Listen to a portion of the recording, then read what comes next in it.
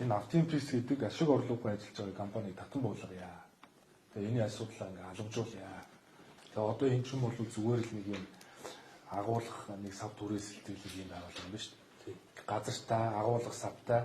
Тэгээ одоо энэ агуулгах савтай мөртлөө үйл ажиллагаа болдгоо ашиг орлого олдохгүй. За тэгээ алдагдaltaй ийм компани байна. Тэгэхээр бид энэ компани энэ өөр авлага буюу сангийн аманд авлагатай байгаа асуудлыг зэгцлээд төр буцааж аваад тэгээд одоо энэ өнгөр төрөөс төлөөд байгаа үйл ажиллагааны хэвээр явж байгаа компаниуд руу энэ өмчийг шилжүүлнэ юм байна.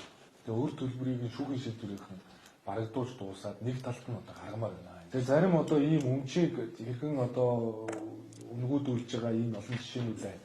Тийм учраас цэнгэл дарга бид бол ярилцаад засгийн газрын уралдаанд зарим компаниг нэгтгэх нийлүүлэх татан буулгах шийдвэрийг гаргуулъя гэсэн.